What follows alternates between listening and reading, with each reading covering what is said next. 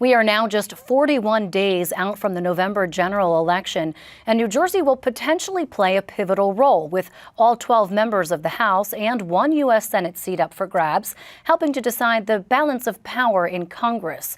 But covering the re-election campaign of one Republican incumbent has become more like a game of chase. Congressman Tom Kean Jr. has ignored or avoided questions and interviews from our team of reporters and, apparently, the New Jersey press corps, effectively giving the silent treatment to those tasked with holding elected officials accountable. Our Washington, D.C. correspondent Ben Hulak this week recorded one of his attempts to talk with Congressman Kean, and here's what happened. Take a look. Do you regret endorsing Donald Trump? Would you welcome him in the district? How are you going to vote on the CR? Are you in favor of mass deportations in New Jersey, in the 7th District? What about Ukraine? Do you think Trump will do enough to support Ukraine in the war effort? Taiwan? You pick the topic. I'd love to talk to you about literally anything.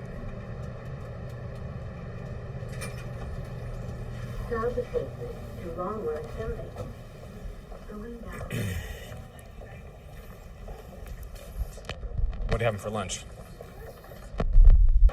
I'm trying, sir, to get your sense on a topic of truly, you name it.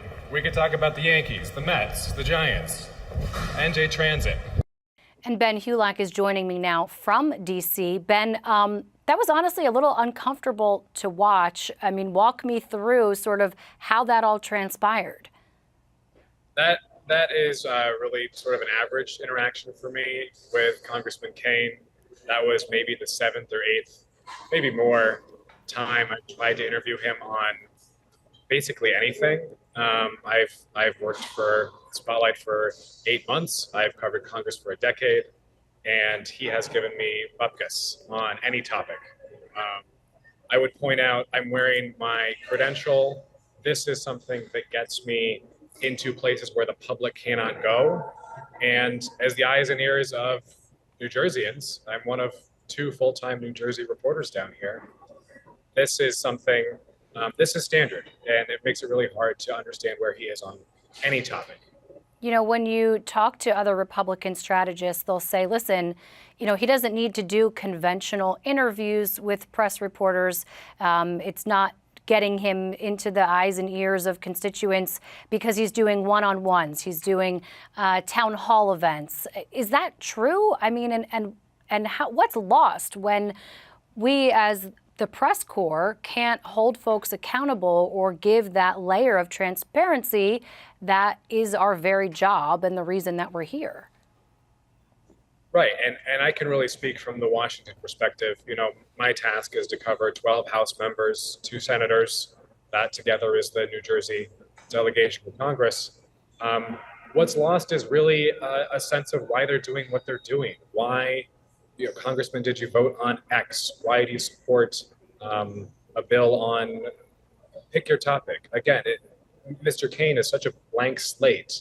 It is really difficult to understand where he is on any issues.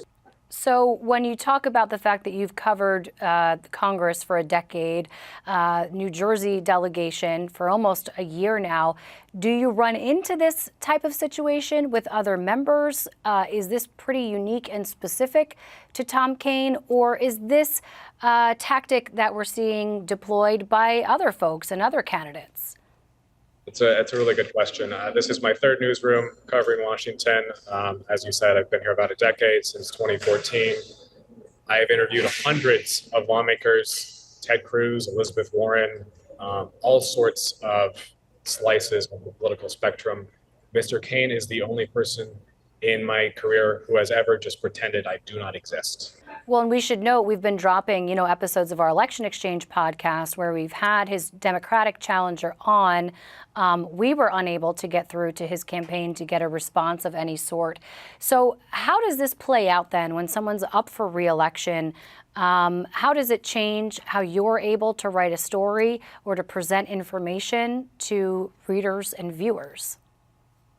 I'm really stuck with whatever public record I can dredge up. A lot of my reporting on Mr. Kean is about how he may have voted on a given topic, what he did in committee, where he stands in relation to the broader National Republican Party. It's very cloistered, I would say, and controlled. When lawmakers don't talk to the press, they are only putting out messages that they want to go out. And that really hurts, in my view, the public and undermines an informed constituency, an informed voter bloc. And this is not partisan. I would underscore, after I followed Mr. Kean there to try to show what interacting with him is like, I talked with Jeff Van Drew, another Republican from New Jersey, maybe an hour or two later, and we'd written tough stories on him, tough but fair stories. He talked with me for 8, 9, 10 minutes. So this is, within New Jersey, simply distinct to Congressman Kean. Our eyes and ears in Washington. Ben Hulock for us. Ben, thanks so much. Always a pleasure.